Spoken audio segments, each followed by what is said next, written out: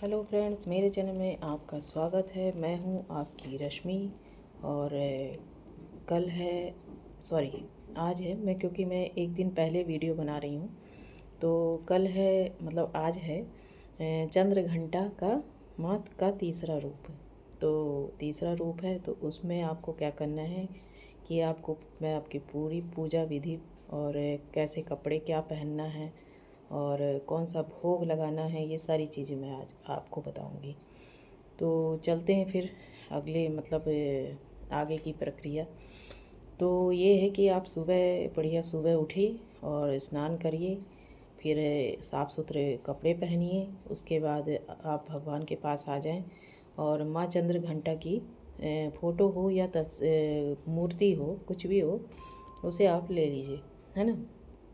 फिर उन्हें नहला धुला के उन्हें पुष्प चढ़ाइए, चंदन टीका ये सब सिंदूर वगैरह अर्पित करिए, सुहाग अर्पित करिए और चुनरी चढ़ाइए। ये सारी प्रक्रिया हो गई। उसके बाद आती है भोग की। तो भोग में आप दूध से बनी हुई दूध की मिठाई, रबड़ी, गुड़ और क्या था, एक चीज़ मैं भूल रही हूँ, सफ़ेद चीज़ चढ़ानी है, मतलब मिश्री, है ना। और दूध भी आप चढ़ा सकते हैं। तो ये सारी चीज़ें में जो भी आपको सहूलियत हो वो आप उसे माँ को अर्पित कर दीजिए। उसके बाद आप धूप धूप जलाइए, और अगरबत्ती अगर आप जलाते हैं तो जला सकते हैं, कोई बात नहीं है। लेकिन मैं भी जलाती हूँ। और बहुत लोगों का कहना होता है कि अगरबत्ती नहीं जलाना चाहिए क्योंकि वो एक पुत्र की तरह माना जाता है।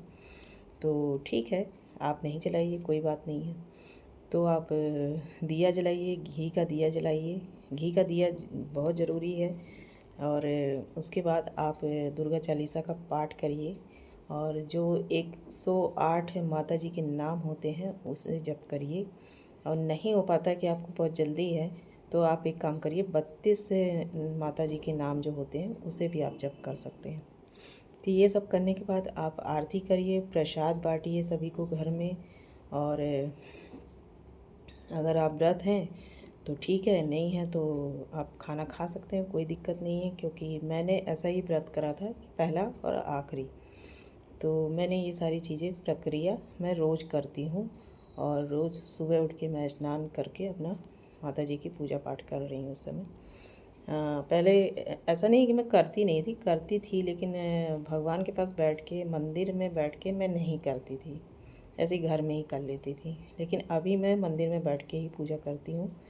तो सारी चीज़ें हैं। अच्छा, एक चीज़ और मैं आपको बताना चाहती हूँ कि अगर आप प्याज लहसुन खाते हैं तो आप इन 9 दिनों में बिल्कुल भी प्याज लहसुन का सेवन ना करें। मैंने बिल्कुल बंद कर दिया अपने घर में। और जितने भी जानकारी मैं देना, मतलब लोगों को देती हूँ, बताती हूँ, तो मैं उन लोगों से यही गुजारिश करूँगी कि अगर 9 दिन प्याज लहसुन नहीं खाएंगे तो कुछ भी नहीं बिगड़ जाएगा।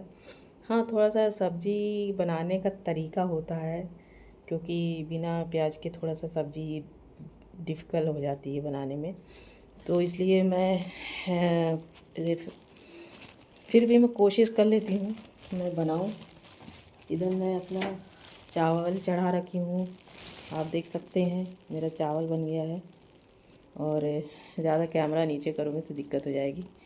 मेरा चावल बन गई है, सब्ज़ी बन गई है, मेरी दाल बन गई है। आज का खाना मेरे दोपहर का, ये मैंने चावल सब्ज़ी और दाल बनाई है बिना प्याज लहसुन की। टमाटर आलू की सब्ज़ी है, और चावल है, और दाल है।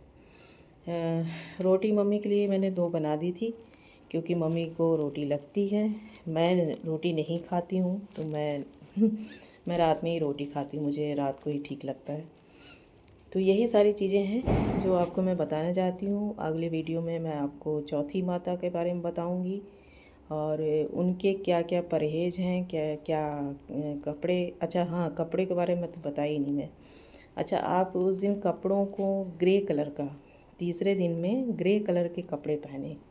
ग्रे हो, सफ़ेद हो या पीला हो, 3 तरह के हो सकते हैं, लेकिन ग्रे ज़्यादा महत्वपूर्ण होता है तीसरे दिन में।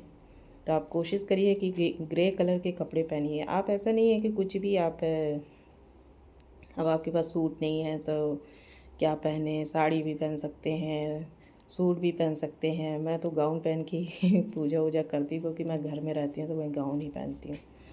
तो मेरा तो यही चलता है, तो मैं कुछ भी पहन लेती हूँ। मेरा ऐसा कुछ नहीं है कि मैं यही चीज़ पहनूँ।